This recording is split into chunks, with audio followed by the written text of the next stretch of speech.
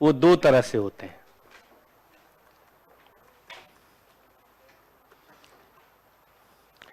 इतना तो आपको पता ही है, रेशियो में दो चीजें चाहिए। तो एक होता है in relation to sales, sales के रिलेशन में। हाथ से लिखिए, वैसे मेरे पास इसी कॉन्सेप्ट की कॉपी है, मिल जाएगी आपको, लेकिन लिखिए हाथ से। और एक होता है इन रिलेशन टू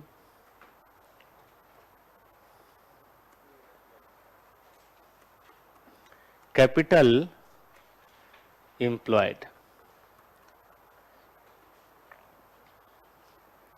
ठीक है, एक इन रिलेशन टू सेल, एक in relation to capital employed.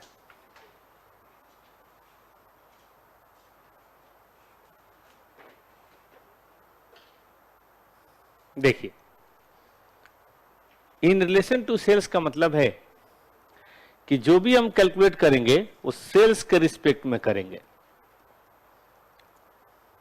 तो इसमें सारे रेशियो जो होंगे ना, जैसे जीपी बटे सेल, एनपी बटे सेल, ऑपरेटिंग प्रॉफिट बटे सेल, मटेरियल बटे सेल, लेबर बटे सेल, ऊपर चेंज होगा, नीचे बताइए सेम रहेगा, नीचे सेल्स रहेगा। और यहां पे जो होगा, नीचे कैपिटल एम्प्लॉयड होगा, हालांकि कैपिटल एम्प्लॉयड का मतलब भी बदलता रहता है, और ऊपर रिटर्न होगा। रिटर्न का मतलब भी चेंज होता रहेगा। रिटर्न कभी शेयर होल्डर के हिसाब से, कभी डिबेंचर होल्डर के हिसाब से, कभी प्रेफरेंस शेयर होल्डर के हिसाब से, कभी मार्केट के हिसाब से, लेकिन ऊपर रिटर्न और नीचे कैपिटल एम्प्लॉयड। रिलेशनशिप यही रहेगा।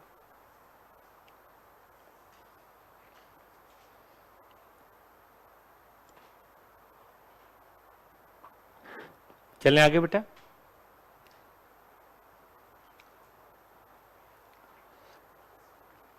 तो हम यही दो पार्ट करके पढ़ेंगे। रेशियो एनालिसिस में थोड़ा सा ये चैप्टर बड़ा है बेटा। वेरिएबल, वेरिएबल मतलब वेरी करता रहेगा एक्स, कभी ग्रॉस प्रॉफिट, कभी ऑपरेटिंग प्रॉफिट, कभी नेट, जो निकालना चाहें आप बटे से, वेरिएबल है। हमें कह रहा था ये चैप्टर थोड़ा बड़ा है, लेकिन बड़ा बेस है बेटा। इसको पढ़ेंगे तो दो तीन चैप्टर मुफ्त है, जैसे लीवरेज फ्री मिल जाएगा, ईबीआईटी फ्री मिल जाएगा, आगे वर्किंग कैपिटल बहुत फ्री मिलेगा आपको। तो इस पे काफी सारे चैप्टर लिंक है, तो इसको मन से पढ़िएगा। चलें आगे। आइए मैं पढ़ाता हूं पहले इन रिलेशन टू कैपिटल। आइए धुरंधर लोग कहां घूम रहे हैं भाई, कैपिटल एम्प्लॉय।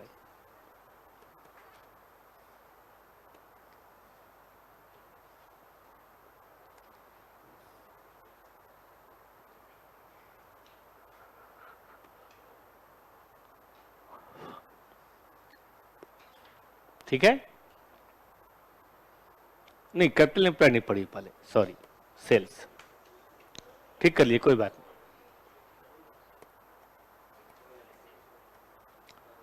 देखिए यहां सेल्स का मीनिंग क्या है। सेल्स मीन सेल्स, इसमें से बेटा आप लेस करेंगे सेल्स रिटर्न, मीन्स, और अगर जीएसटी शामिल है तो आप घटाएंगे, नहीं शामिल है तो कोई बात नहीं। नहीं, आईटीसी क्लेम हो ना हो, हम परचेज की बात थोड़ा ना कर रहे हैं, हम तो सेल्स की बात कर रहे हैं। ये वाला जीएसटी तो गवर्नमेंट को आपको देना ही पड़ेगा। इफ इंक्लूडेड इन सेल लिख देता हूं। देखिए सेल्स रिटर्न इसलिए घटाना है क्योंकि आपका है नहीं, और सेल्स और जीएसटी भी इसलिए घटाना है क्योंकि आपका नहीं, वो तो गवर्नमेंट का है।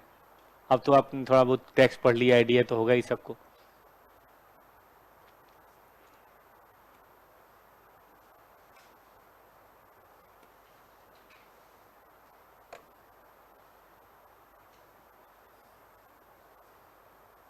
चलें बाल को आगे बढ़ें।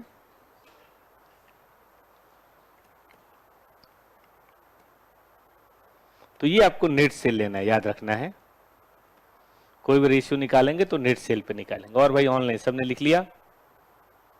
चुपके चुपके रात दिन रजाई में घुस के क्लास करना याद है? कितने बच्चे हैं जो रजाई में घुस के पढ़ रहे हैं, और कितने हैं जो उठ के प्रॉपर पढ़ रहे हैं, मतलब पूरे उठे हुए हैं?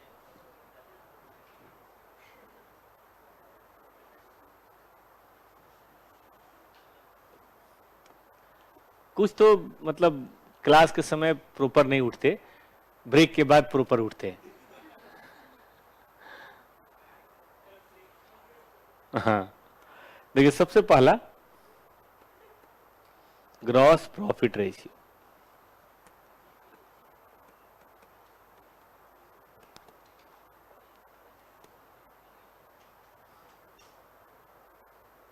बेटा इतिहास गवाह है कि जिन रेसेस की जनरेशन ने संघर्ष किया उन्होंने दुनिया पर राज किया है। संघर्ष नहीं करेंगे तो राज नहीं कर पाएंगे। इंग्लैंड को हम लोग हंस देते हैं, आप इंग्लैंड का रिस्क समझिए। वो अपने देश को छोड़ के व्यापारी लोग थे वो लोग, और निकलते थे व्यापार करने। लेकिन जहां व्यापार हो तो वहां राजा से प्रॉब्लम तो आएगी ही आएगी। तो अच्छी तरह से व्यापार करने के लिए देश को जीत लेते थे। इतना आसान थोड़ा लड़ना पड़ता था, मरते थे उनके लोग।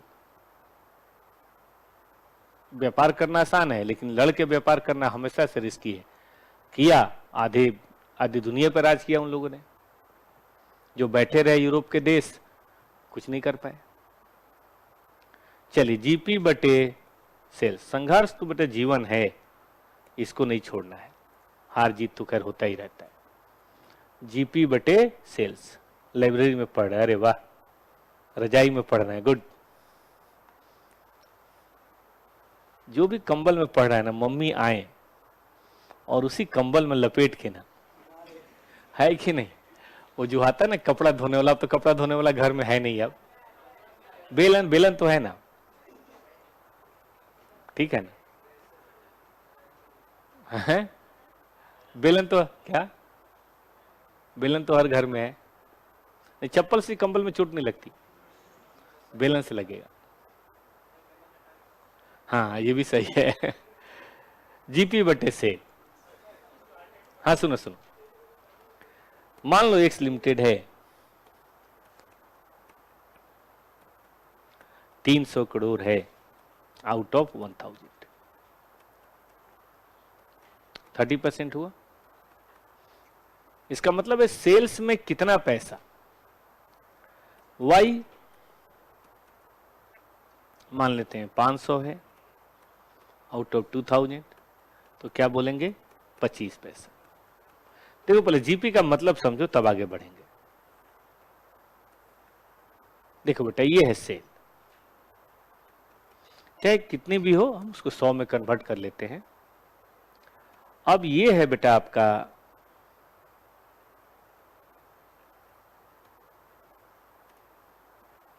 है ना खर्चा। कौन सा खर्चा? माल को बनाने का या खरीदने का, इसको बोलते हैं COGS। और ये जो ब्लैंक स्पेस बच गया ना बेटा, यही क्या है? जीपी। अब अगर कोई कहता है जीपी 30% है, इसका एक ही मतलब है कि आपका COGS ये एम्प्लॉयड है। बात को समझने के लिए, पता नहीं आपको दिखेगा कि नहीं दिखेगा, कैमरे में दिख रहा है बेटा? ये ग्लास कितना भरा हुआ है? 80% भरा हुआ है, 70% भरा हुआ है बेटा? गलत बोला आपने, ये गिलास पूरा भरा हुआ है।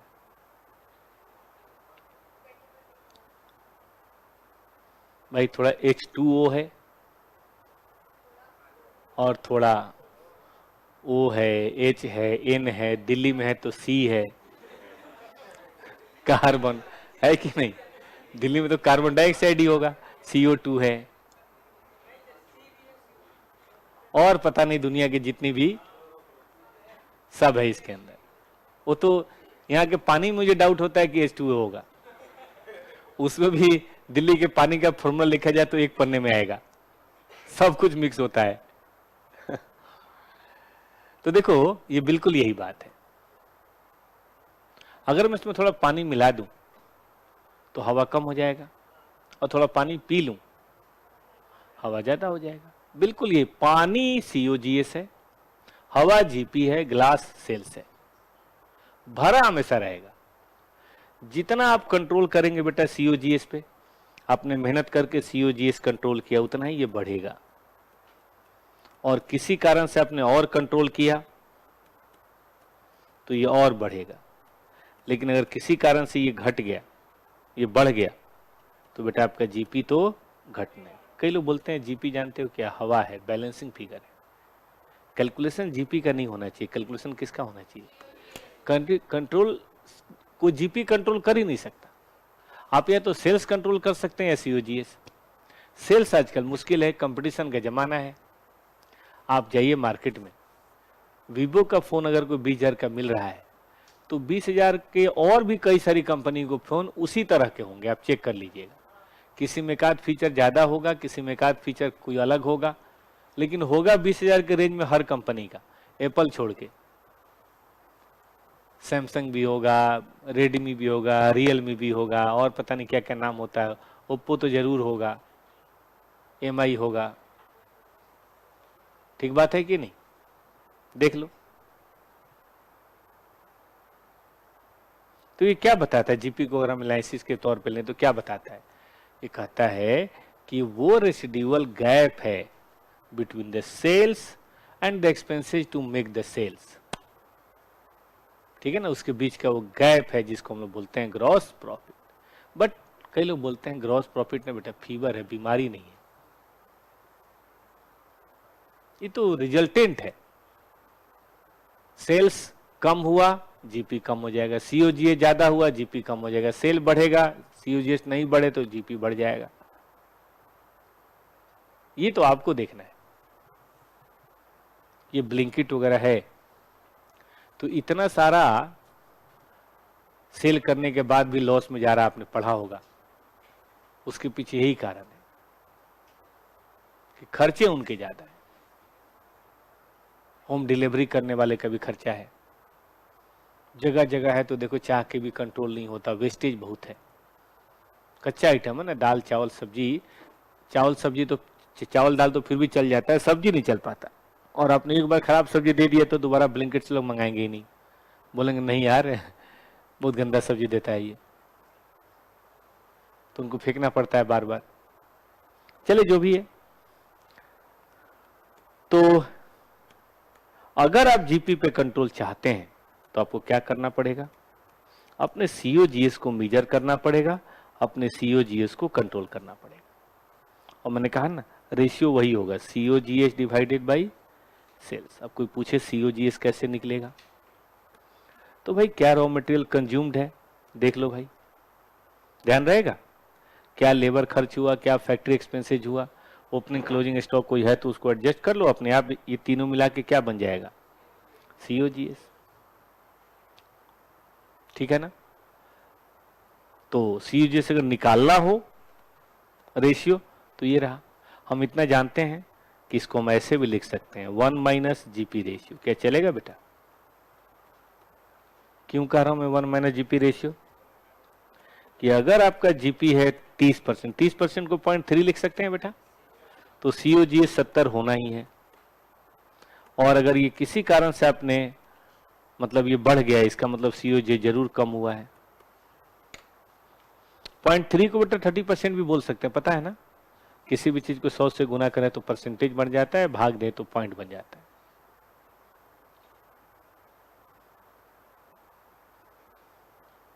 अब इंडस्ट्री देखिए, इंडस्ट्री अब ऐसा हो गया है कि सेल प्राइस बहुत ज्यादा नहीं बढ़ा सकते आप, क्योंकि सेल प्राइस कंपटीशन पर डिपेंड है। तो बोलते हैं ना बहुत काट रहा है, गलत। कोई आदमी बहुत काट ही नहीं सकता, क्योंकि उसके पीछे इतने सारे लोग लगे हुए हैं कि मत पूछिए। अगर पॉन्ड्स का दाम बहुत बढ़ जाए तो बिकना बंद हो जाएगा, क्योंकि पॉन्ड जैसे अब बहुत सारे हो गए। लेकिन हाँ, दिमाग के अंदर अगर आपने अपना प्रोडक्ट बिठा दिया विश्वास पैदा करके, तो फिर आप कमाएंगे सुपर प्रॉफिट, जैसे एप्पल कमाता है। या कॉस्मेटिक्स वाले भी कुछ हैं जो कमाते हैं। उन्होंने इन्फ्लुएंसर के जरिए, ब्रांडेड नहीं, नॉन ब्रांडेड कॉस्मेटिक्स की बात कर रहा हूं, इन्फ्लुएंसर के जरिए, घर में तो महिलाएं बैठी होती हैं, इंस्टाग्राम देख रही होती हैं, अब उसी में कोई बढ़िया इन्फ्लुएंसर आके बोलता है कि मैंने लगाया ये वाला क्रीम, हमारी चमक का राज है ये क्रीम, कौन सा, सलोनी क्रीम। भाई साहब फटाफट सलोनी क्रीम का उसी वक्त ऑर्डर, क्योंकि ऑनलाइन लिंक देके रखते हैं वो लोग, फटाफट ऑर्डर, बढ़िया सेल कर रहे हैं आजकल लोग कॉस्मेटिक्स में। और कॉस्मेटिक्स के प्राइस का पता नहीं चलता, इतनी सी ट्यूब होती है, 200 300 400 500, आप इन्फ्लुएंसर के हिसाब से ले लो, प्रचार कौन कर रहा है। और हीरो हीरोइन की जरूरत भी नहीं है, ये जो इंस्टा पे दिखने वाले लड़कियां और लड़के हैं ना, वही आजकल बेच दे रहे हैं, वही तो उनकी कमाई का तरीका है। आपने देखा होगा जितने भी बड़े इन्फ्लुएंसर है सब एक लिंक देते हैं फॉर बिजनेस कॉन्टैक्ट, जिसका भी 1 मिलियन 2 मिलियन 4 मिलियन है, देखना उसमें लिखा होगा लिंक कॉन्टैक्ट। तो कंटेंट दिखा दिखा के फॉलोअर बढ़ाते हैं और फिर उन फॉलोअर के थ्रू बिजनेस को प्रमोट करते हैं और ठीक ठाक कमा लेते हैं, मतलब जो लगातार उस काम में लगा हुआ ठीक ठाक कमा लेता है। गर्ल्स का तो एक और फायदा है, म्यूजिक वीडियो वगैरह में भी आ जाते हैं वो लोग, उससे उनका मार्केट और बढ़ जाता है। चले जो भी है, तो कैसे हम सीओजीएस को कंट्रोल करें, ये तो तय हो गया कि सेल प्राइस जितनी भी स्कूटी है उस तरह की स्कूटी सब 1 लाख में बेच रहे हैं, तो वो तो अब बढ़ा नहीं सकते, क्योंकि कस्टमर बड़े बदमाश हैं आजकल। पहले फोन पे देखते हैं कंपेयर प्राइस कार देखो .com, बाइक देखो भी है बाइक देखो .com, उस पे सब आएगा, एक लाइन से आएगा, बजाज का, हीरो का, टीवीएस का, या और भी कोई ब्रांड हो तो उसका क्या क्या फीचर्स है वो भी आएगा मेरे ख्याल से, है कि नहीं, फीचर्स भी देगा। तो अगर आप वही फीचर्स कोई 1 लाख में दे रहा, आप कह रहे हैं मैं तो 1,20,000 लूंगा, लोग भाग जाएंगे। Unless and until you are Harley Davidson, जहां इंस्पिरेशनल ब्रांड है, unless and until you are Bullet, हाँ मतलब जो इंस्पिरेशनल ब्रांड एक्स्ट्रा ले लेता है, लेकिन फिर उसके लिए उसे खर्चा बहुत करना पड़ता है। आपने देखा है नाइक का, नाइक के जितने भी ब्रांड एम्बेसडर होते हैं, वर्ल्ड के जो बेस्ट एथलीट होंगे करंट में वही होगा, जो नंबर 1 एथलीट होगा। जैसे उसान बोल्ट था तो उसान बोल्ट था, और टेनिस का कौन सा है वो बड़ा, नहीं स्विट्जरलैंड वाला, बड़ा रॉयल लगता था देखने में भी, हाँ कौन, नडाल तो स्पेन का था, उसके साथ जो खेलता था इवान सेविक है, एक नडाल है, और एक और कौन सा था, हाँ रोजर फेडरर। आपको पता है रोजर फेडरर का क्या इंडोर्समेंट चार्ज है? कोई भी ब्रांड 200-300 करोड़ से कम इंडोर्स नहीं करता हो, उसको लोग क्लास मानते हैं। बेचारा विराट कोहली कच्छा बनियान, खुजली वाला एड सब करता है, तब जाके थोड़ा बहुत पैसे कमाता है। वो एक ऐड करता है, स्विट्जरलैंड का है, और मैंने बहुत सारे टेनिस प्लेयर को देखा, उसका एक अलग सिल्की क्लास था, वो बहुत ना स्ट्रांगली बिल्ट नहीं था वो तो नडाल एकदम मारेगा 170 के स्पीड में, सामने वाले को उड़ा के रख देगा, रॉ पावर था नडाल, वो सिल्की था। अगर आप टेनिस थोड़ा बहुत आपने देखा हो तो बड़े क्लास एकदम, बॉल की प्लेसमेंट, और ये इन दोनों के मैच बड़े क्लासिकल होते थे। मतलब इन दोनों के मैच का मतलब समझो एक क्लासिकल संगीत और एक रैप म्यूजिक, और बड़े क्लासिकल मैच हुए इन दोनों के, और इन दोनों के मैच में जनरली नडाल जीत जाता था, क्योंकि इसका रॉ पावर बहुत भारी था। बट उस चक्कर में बीमार भी बहुत रहता था, उसका फ्रैक्चर भी बहुत होता था। चलिए जो भी है, और इन दोनों का मिक्स होकर जो पैदा हुआ उसी का नाम था बेटा ईरान, क्या नाम है, इवान गुरानसेविक।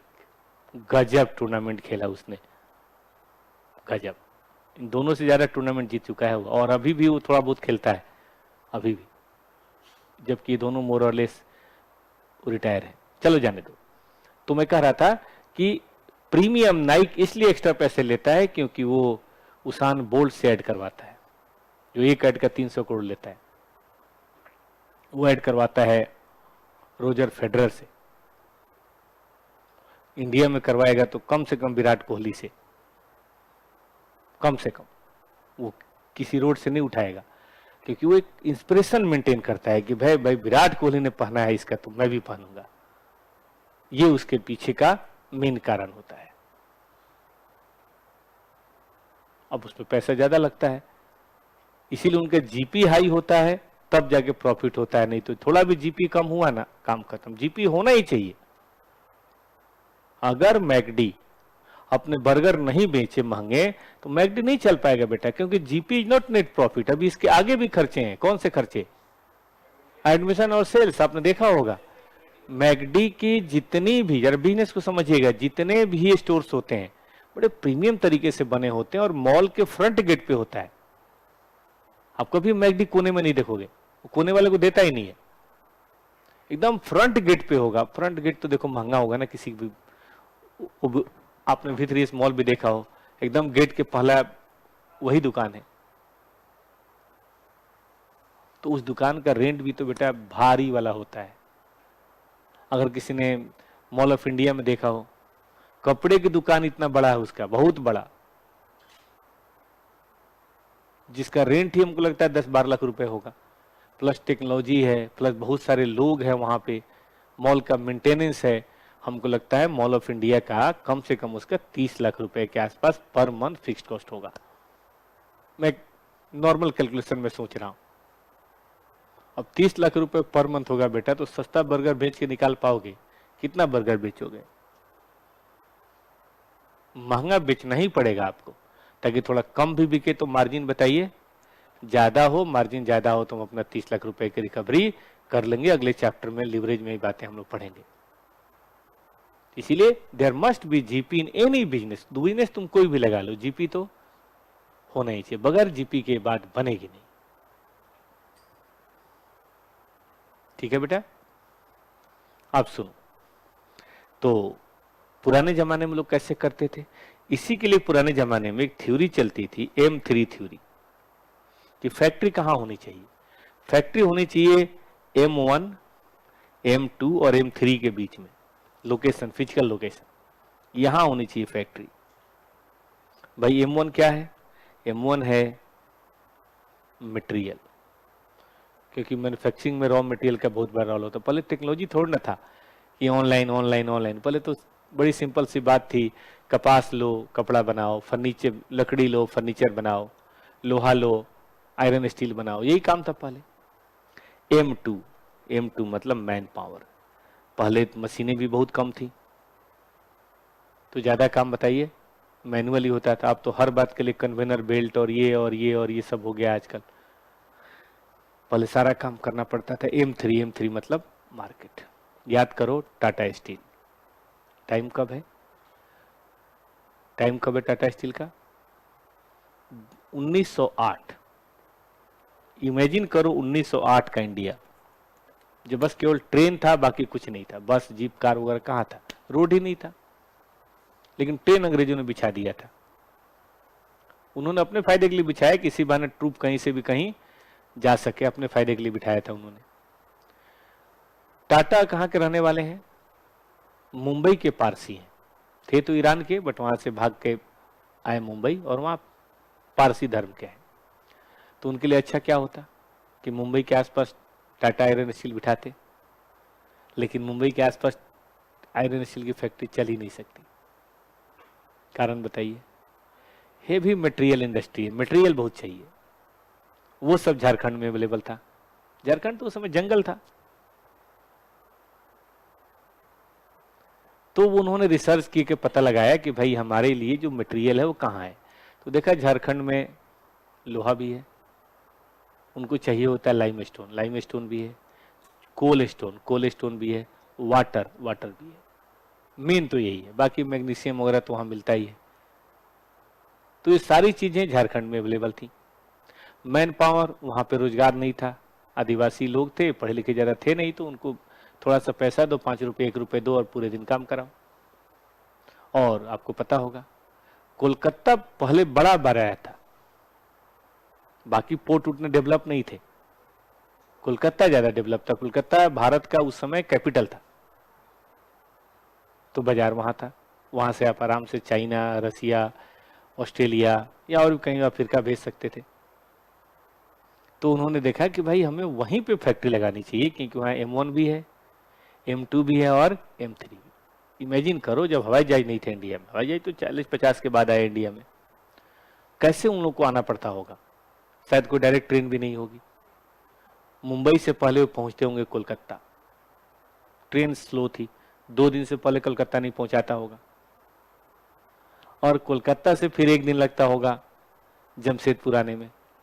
लेकिन फैक्ट्री उन्होंने वहीं बनाई, मजबूर थे कि चलो लेटर के थ्रू, फोन के थ्रू बात करेंगे, वहां मैनेजमेंट रहेगा, क्या करेंगे। कोलकाता में बनाया, क्या बोलते हैं, वहां बनाया, मुंबई में नहीं बनाया, महाराष्ट्र में नहीं बनाया।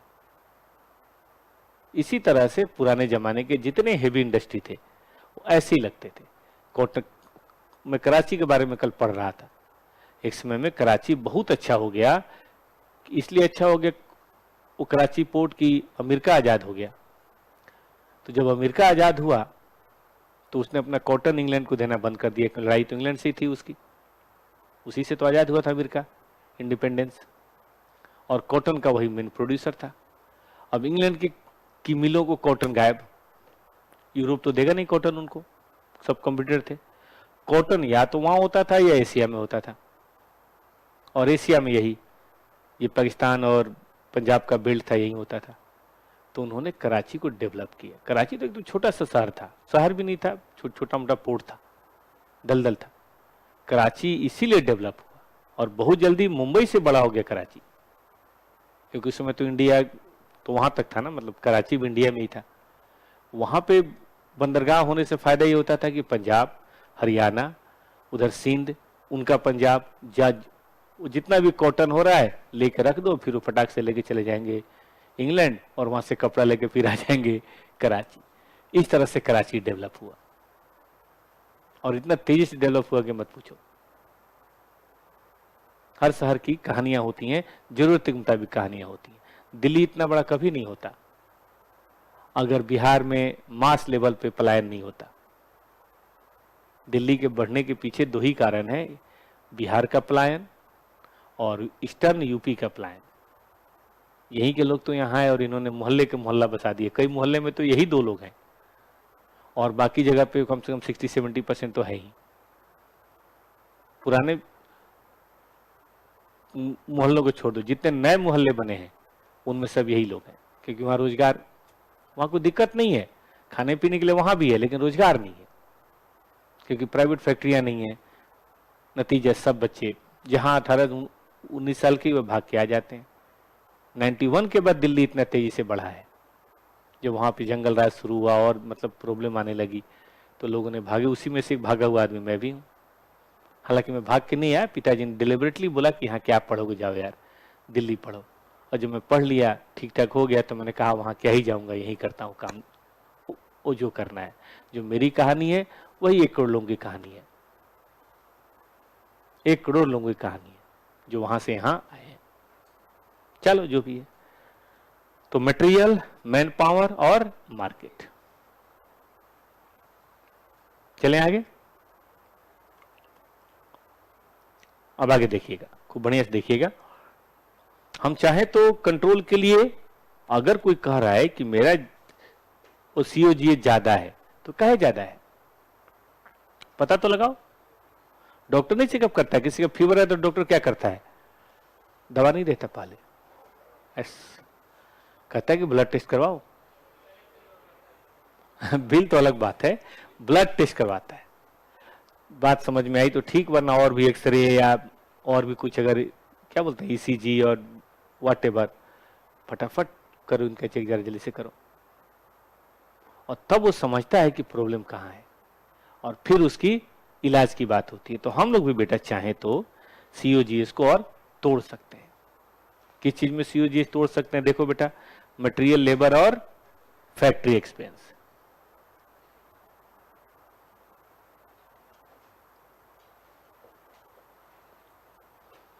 देखो मटेरियल रेशियो, आप रॉ मटेरियल रेशियो भी बोल सकते हैं।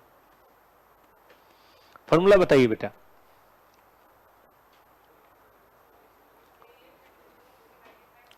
देखिए सेल्स और 100 तो कांस्टेंट है, इसमें तो कोई चेंज नहीं है ना। सेल्स और 100% तो कांस्टेंट है, तो वेरिएबल क्या है ऊपर, रॉ मटेरियल कंज्यूम्ड, कंजम्पशन, हमेशा कंजम्पशन, क्योंकि आपने पढ़ा है अकाउंट में परचेज कभी एक्सपेंस नहीं होता, it is the consumption which is expense. हम रेशियो का नाम भी लिख सकते हैं, रॉ मटेरियल कंजम्पशन रेशियो, प्यार से रॉ मटेरियल रेशियो भी चलता है, उसका मतलब भी वही है बेटा। वेजेज या लेबर रेशियो कैसे लिखेंगे बेटा, ऊपर लेबर एक्सपेंस और नीचे सेल्स। लेबर जो प्रोडक्शन में इन्वॉल्व हो, एडमिशन सेल्स वाला नहीं, फैक्ट्री में जो इन्वॉल्व हो, कारीगरों को जो दिया, लेबर के बाद बताओ बेटा। फैक्ट्री ओवरहेड, फैक्ट्री एक्सपेंसेस, जो भी कहना चाहो बेटा। बाहर ये रेशियो कितना आसान से, मतलब हम अब की बार ना तो अकाउंट सिखा रहे हैं ना कॉस्टिंग सिखा रहे हैं, अब की बार जो अकाउंट पढ़ा रखा है 5 महीने, उसी में से डाटा लेके कुछ मीनिंगफुल इंफॉर्मेशन आपको दे रहे हैं। कितना आसान काम है ये, पढ़ना भी और पढ़ाना भी। आइए बेटा, कोई दिमाग पे प्रेशर नहीं लाना है कि एफएम पढ़ना है एसएम पढ़ना है, एकदम आसान सी बातें हैं दोनों, गप मारते रहिए, 1 महीने में खत्म। 15 दिन में तो बहुत हो जाएगा, आपको लगा हाँ यार बात बन रही है। चलिए बेटा आगे चलें। अब जरा ध्यान देना, अगर किसी का रेशियो पहले 75 था और अब 78 हो गया, जरूर कहीं ना कहीं बेटा प्रॉब्लम आई है। हम पता करेंगे कि आखिर प्रॉब्लम कहां आया है। मटेरियल महंगा हो गया है क्या, लेबर ज्यादा लग रहा है क्या, ओवरहेड ज्यादा लग रहा है क्या? अगर मटेरियल ज्यादा हो गया है तो जिन बच्चों ने कॉस्टिंग पढ़ा उन्हें पता है, हम मटेरियल वेरिएंस निकालेंगे कि क्या होना चाहिए था और क्या हो रहा है, उसके भी 2 हिस्से करेंगे। हम देखेंगे कि भैया प्राइस का वेरिएंस है क्या, महंगा आ रहा है क्या, या यूसेज वेरिएंस है, मटेरियल कहीं ज्यादा तो नहीं लग रहा। यूसेज के भी अलग अलग वेरिएंस होते हैं, हम उसमें भी देखेंगे। मतलब कहने का मतलब बाल की खाल, फिर उसकी खाल, फिर उसकी खाल, फिर उसकी खाल। तो बीमारी के हद तक कैसे, यही तो फर्क है डॉक्टर और कंपाउंडर में। डॉक्टर के पास जाओगे, फीवर है, लो बेटा ये खा लो पैरासीटामोल 250 mg, नहीं ठीक हुआ अगले दिन 500 mg, नहीं ठीक हुआ 500 mg की बजाय 1000 mg, तब भी नहीं हुआ बेटा, अब तुम्हें दवा की जरूरत है, दवा से कुछ नहीं होगा। डॉक्टर ऐसा इलाज कभी करता ही नहीं, डॉक्टर कभी सिम्टम का इलाज नहीं करता। डॉक्टर सिम्टम के बेसिस पे बीमारी की जड़ को समझता है कि कौन सा वायरस, कौन सा बैक्टीरिया इस इलाके में चल रहा है या क्या है, क्योंकि उसके पास तो हर तरह के पेशेंट आ रहे हैं, और वो पता लगाता है आप में क्या है। क्योंकि डेंगू का वायरस अलग है, नॉर्मल सर्दी जुकाम का वायरस अलग होता है, चिकनगुनिया अलग है, वो कौन सा होता है, वो पानी से जो होता है, पीलिया वगैरह का जो होता है ना, क्या बोलते हैं उसको, टाइफाइड, टाइफाइड से भी एक अलग है, पीलिया को क्या बोलते हैं, हाँ जॉन्डिस, बड़ा खतरनाक बीमारी है बेटा।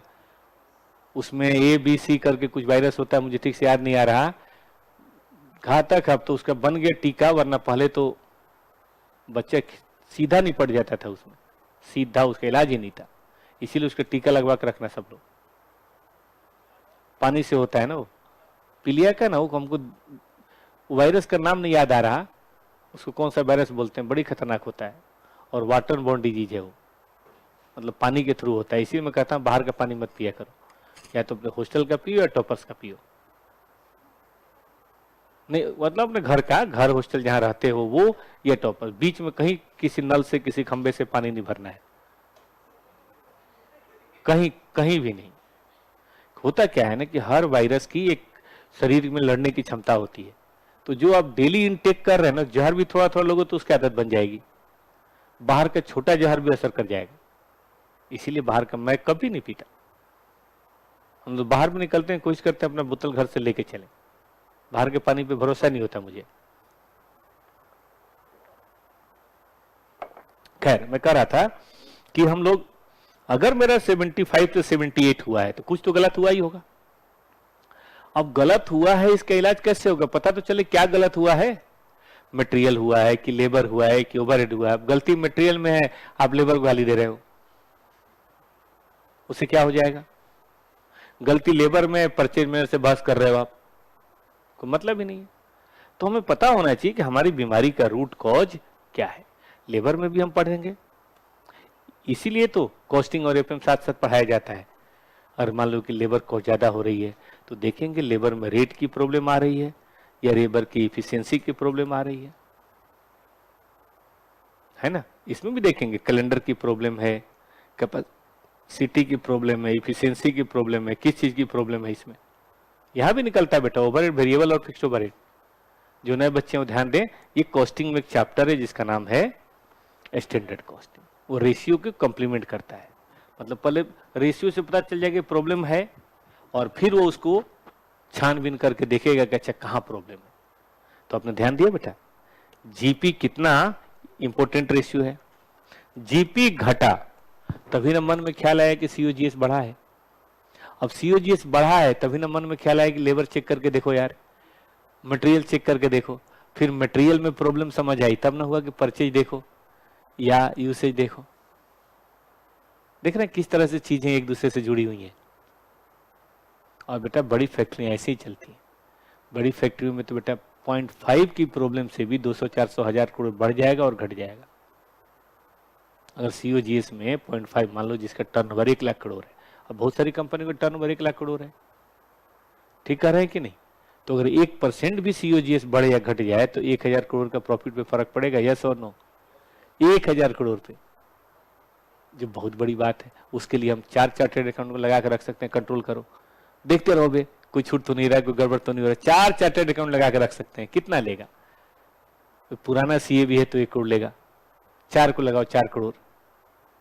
4 करोड़ मान ली हमने खर्च कर भी दिया, क्योंकि ये इंजीनियर नहीं कर सकते, ये उनके बस का नहीं, तो हम ही करेंगे।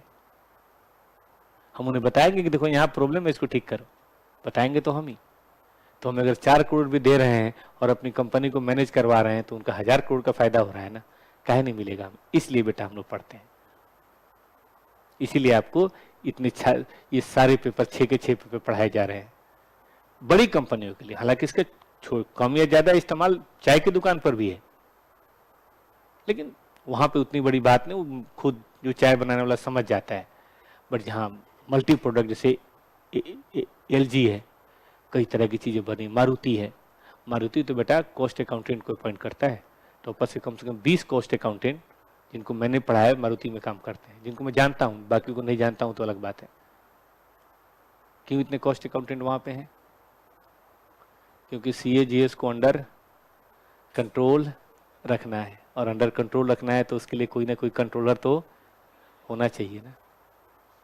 वो हर चीज का एकदम ऑनलाइन बेसिस पे एनालिसिस करते रहते हैं, कुछ भागा तो नहीं, सब अंडर कंट्रोल नहीं। देखिए आईसीयू यूनिट में डॉक्टर हर चीज मॉनिटर करता रहता है कि भाई ऑक्सीजन लेवल और वो ब्लड प्रेशर लेवल और कौन कौन सा लेवल होता है, होमोग्लोबिन लेवल चेक करते रहते हैं।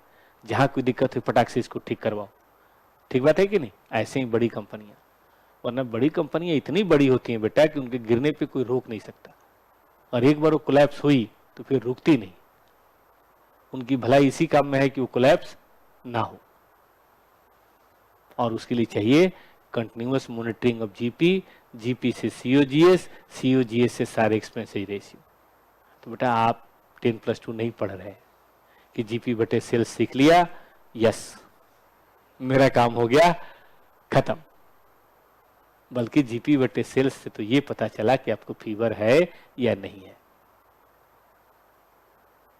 असली कहानी तो अगर फीवर है तब, मतलब जीपी जितना दुश्मन का है, कंपटीटर का है, उससे अगर हमारा कम आ रहा है तो आखिर काहे आ रहा है? कहाँ दिक्कत हमारे सीओजीएस में? सीओजीएस चेक करेंगे, सीओजीएस को तोड़ के चेक करेंगे, फिर उसको और तोड़ के चेक करेंगे, और हम उसको ठीक करने की कोशिश। जब मारुति का 30% है तो एमएम का भी 30 होना चाहिए कम से कम। काहे 25 होगा भाई? हम कहाँ मिस कर रहे हैं? सेल तो दोनों बराबर दाम पे कर रहे हैं। ठीक बात है, आगे बढ़े बेटा। एग्जाम पॉइंट ऑफ व्यू से इतना जरूरी नहीं है, एग्जाम पॉइंट ऑफ व्यू से जीपी रेशियो पढ़ लो, सीओजीएस पढ़ लो, काफी है। लेकिन फिर फायदा क्या हुआ टीचर से पढ़ने का? चलें आगे बेटे। तो आपने बेसिकली 2 रेशियो बल्कि 3 रेशियो पढ़ा, कौन कौन सा? जीपी, सीओजीएस, और आपने ध्यान दिया मैंने केवल कैलकुलेशन नहीं बताया, उसका एनालिसिस, उसका इंपोर्टेंस बताया। कैलकुलेशन तो सिंपल है, एक्स बटे सेल्स, एक्स बदलते रहो और सारे रेशियो निकलते रहेंगे। कल नहीं बताया था वैसे गांव में गाली देते हैं, गाली सेम होता है, एक बार जीजा का नाम, एक बार फूफा का नाम, एक बार मामा का नाम। आप में से किसी गांव में होता है ऐसा? वो शादी में गाली वाली देते हो, बिठा के सब बैठ जाओ, बैठो सब, और फिर गाली सुनो। ठीक बात है नहीं? पान उन खाते रहो और गाली सुनते रहो, ठीक बात है कि नहीं? वो भी माइक पे, ठीक है? तो उसमें अपने में गाली एक ही होती है, बस खाली एक्स बदलते रहते हैं उसमें, और आधा घंटे चलता रहता है। बल्कि लिस्ट मंगाई जाती है, नाम बताओ सबका भाई।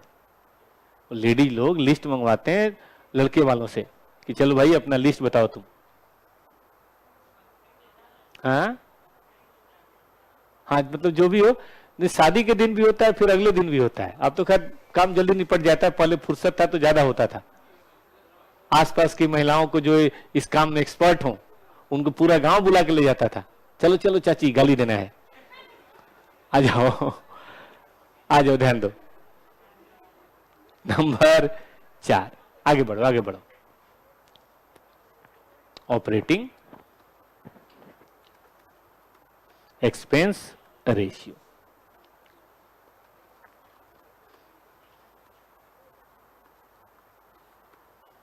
आजकल बिना नाम सेव किए भी टैली को ट्रू कॉलर के बगैर भी नाम आ जा रहा है, मैं देख रहा हूं। ऐसे कोई सिस्टम हो गया है क्या? मतलब तुम फोन करो तुम्हारा नाम आ जाएगा बिना ट्रू कॉलर के भी? मेरे में भी हो जा रहा है, मैं बड़ा दुखी हूं। अब अनजान लोगों का नाम पढ़ के क्या करूंगा मैं? किसी का फोन आया, उसका नाम है कमलेश कुमार, नवलेश कुमार पाल, मैं जानता ही नहीं उसको, बंद कर, जाओ उधर। ऑपरेटिंग एक्सपेंस बटे सेल्स,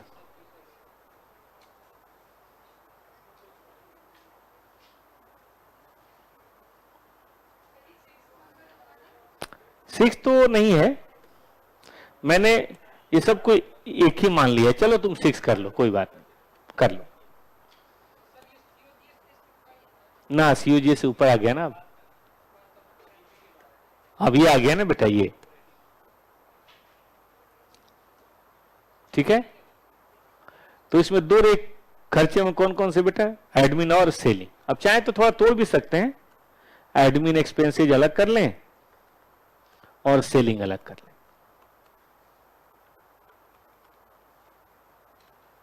ये उसी का पार्ट है बेटा, पार्ट 1 है और पार्ट 2 है। अलग अलग करना चाहिए। कई लोग तो बोलते हैं सेलिंग भी अलग करो और डिस्ट्रीब्यूशन भी अलग करो, क्योंकि सेलिंग सेलिंग है जिसमें प्रचार कॉन्सेप्ट है, और डिस्ट्रीब्यूशन तो अलग चीज है, घर घर पहुंचाना। डिस्ट्रीब्यूशन एक्सपेंस रेशियो वही होगा बेटा, सारे एक्सपेंस के ऐसे रेशियो होते हैं, एक्सपेंस बटे सेल्स। अब तुम 2 भाग में पढ़ लो, 4 भाग में पढ़ लो, कोई बात नहीं। जो बड़े लेवल पे बेटा काम करते हैं ना, उनका ये वाला खर्चा बहुत है। हाँ, एडमिनिस्ट्रेशन, सेलिंग, डिस्ट्रीब्यूशन। जो छोटी दुकानों में काम करते हैं उनका ये खर्चा कम है। ब्लिंकिट इसी में तो मारा जा रहा है, लाला से यही कंपीट नहीं कर पाता। ब्लिंकिट का सीओजीएस सस्ता है, बताइए क्यों? एक तो बल्क में लेते हैं और ऊपर से सेल प्राइस भी हाई रखते हैं। लाला की दुकान से महंगा है ब्लिंकिट, बता दूं मैं। लेकिन प्रॉब्लम क्या है, नहीं जानते हो कहां महंगा लेते हैं? जहां पे आप दाम जज नहीं कर सकते। जैसे मिर्च मसाले चावल दाल में अब दाम जज नहीं कर सकते, वहां वो ज्यादा ले लेते हैं। और साबुन तेल वगैरह में कम ले लेते हैं, बट फिर भी उनका जीपी अच्छा है, क्योंकि साबुन तेल सीधे हिंदुस्तान लीवर से खरीदते हैं, बीच में कोई ब्रोकर नहीं होता। और हिंदुस्तान लीवर से बल्क में खरीदते हैं, कैश पेमेंट करते हैं, तो उनको थोड़ा सस्ता भी देता है। अभी तो पीछे, अभी कल ही पे पढ़ रहा था मैं, तमिलनाडु के जो होलसेलर हैं, रिटेलर हैं, उन्होंने सरकार को इन्फॉर्म किया है कि गलत है ये, प्लेन क्या बोलते हैं वो, कंपटीशन का फील्ड नहीं है। लेकिन फिर ये लोग भी बताते हैं, हम भी क्या करें भाई, हमारा एडमिनिस्ट्रेशन और सेलिंग का खर्चा बहुत ज्यादा है। Level 1, level 2, level 3, level 4, level 5 ऐसे होता है क्या? ऐसे लेवल होता है।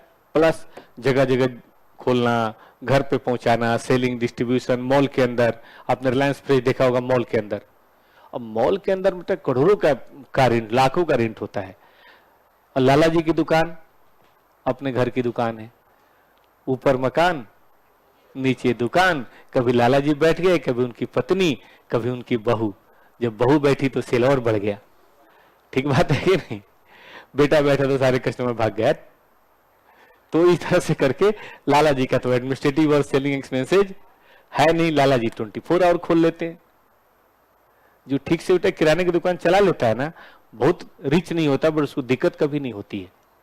वो पत्नी और हस्बैंड मिलके आराम से सुबह 6 बजे 5 बजे से लेकर के रात के 11 बजे तक, और अगर ठीक ठाक बड़ी दुकान में माल रखें तो सेल की कमी नहीं है।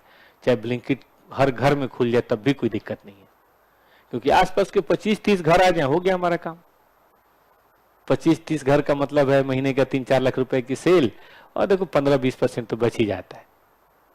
ब्रांडेड में ना बचे, लेकिन नॉन ब्रांडेड में तो इतना बच ही जाता है। बहुत है 40-50 हजार रुपये घर के लिए, तो इतनी भी दिक्कत नहीं है। चलो आगे कर सकते हैं रेशियो। देखो रेशियो कम से कम होना चाहिए। यहीं पे पेप्सी, कोक, मैकडी मारे जाते हैं, क्योंकि वो ना चाहते भी उनका ये वाला खर्चा बताइए ज्यादा होता है, इसीलिए वो 20 का बर्गर 120 में बेचते हैं। उनका जीपी इतना हाई होना चाहिए ताकि वो आराम से ऑपरेटिंग एक्सपेंसेस को कवर कर सकें। जो नहीं कवर कर पाते उनको अपनी दुकान बंद करनी होती है। चलें आगे। 7 नंबर एक रेशियो में बता रहा हूं बेटा,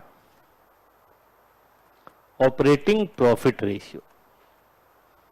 जाहिर है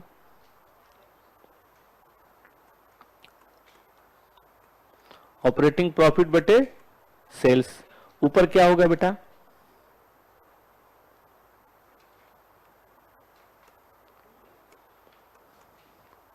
ऊपर ऑपरेटिंग प्रॉफिट और नीचे सेल्स।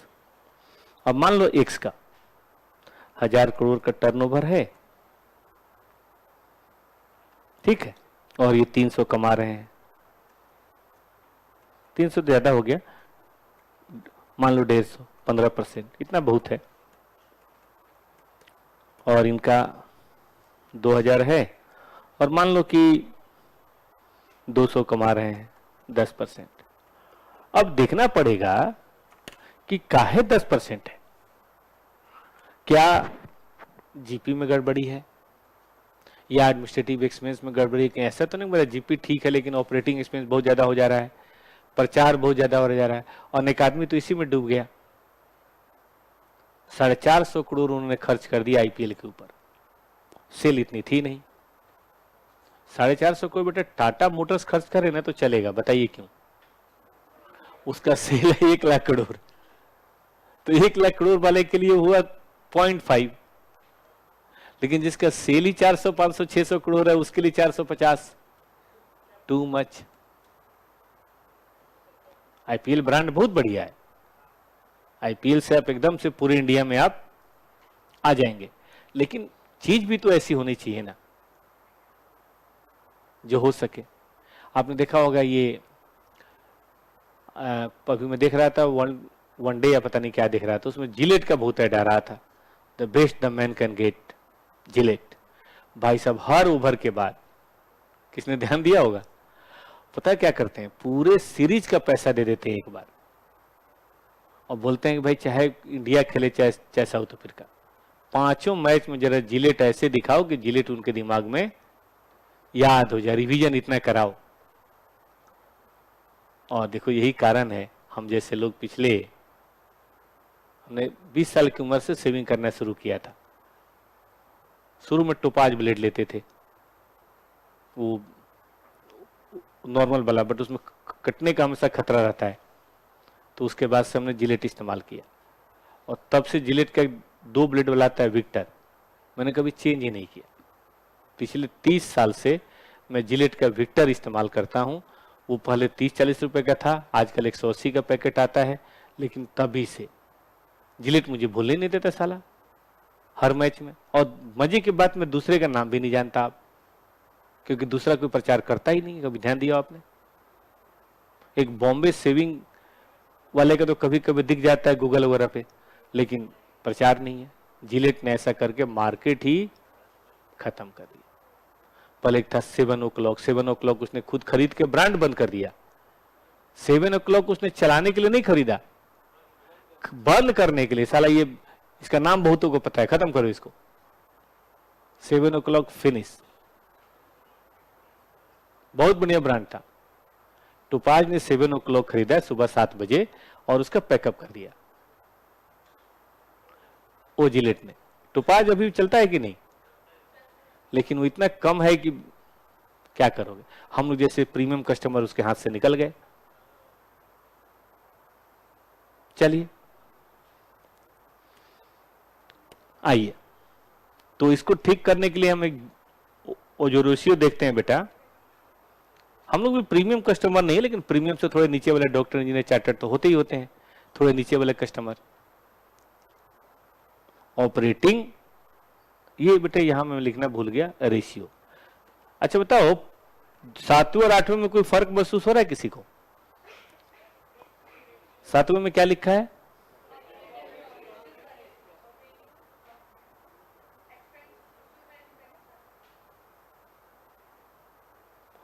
जैसे मोदी जी करते हैं, हर वेबसाइट पे उनका फोटो होता है, आदमी का ब्रेन वॉश हो जाता है।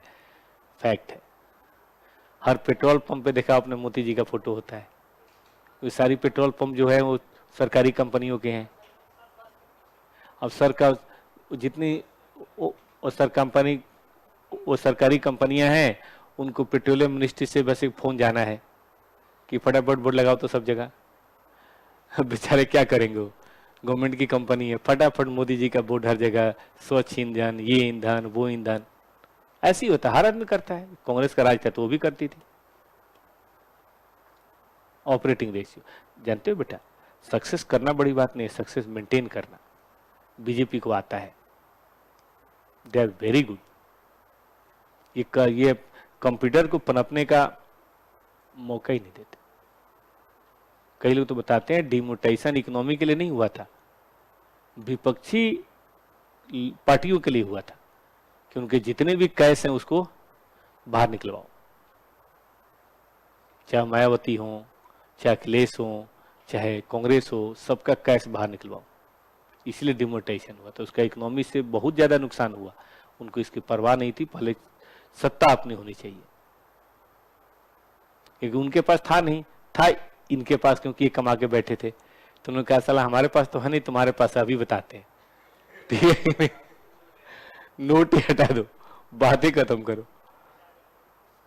अरे पूरा नोट ही हटा दिया, 500 और 1000 दोनों हटा दिया।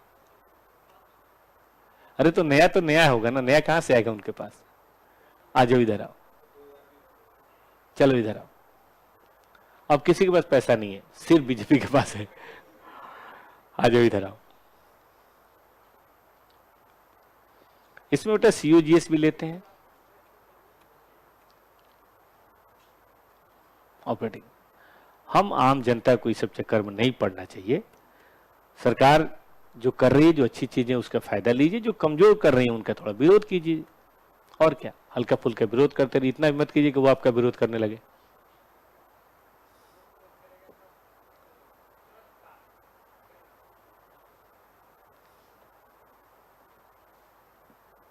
अगर कांग्रेस की सरकार आ जाती तो बाबा रामदेव जी नहीं बचते, इनकी कंपनी अब तक बंद हो गई होती।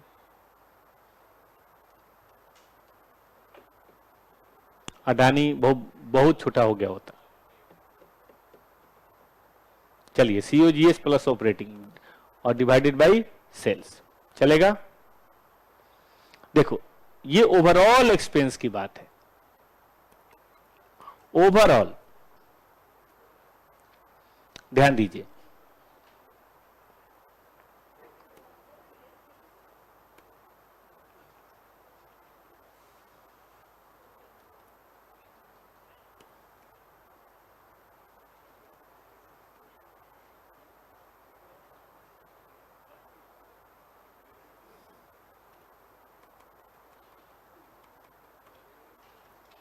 देखो ये सेल्स है 100%, ये COGS है, ये ऑपरेटिंग एक्सपेंसेज है, ये ऑपरेटिंग प्रॉफिट। याद रखो ये हमेशा रेसिडुअल फिगर है, इससे बचेगा तब ना, इनसे बचेगा तब ना। ये दोनों मिला के अगर 83% है तो अब 17 हो सकते हैं मैक्सिमम। सही कि गलत बेटा? किसी कारण से इनमें थोड़ा वृद्धि हो गया, 85 हो गया तो अब 15 होंगे। किसी कारण से ये 35 पे खत्म हो गया तो आप, सॉरी 35 तो बहुत कम हो गया, 75 हो गया तो आप एकदम चांदी, प्रॉफिट ही प्रॉफिट।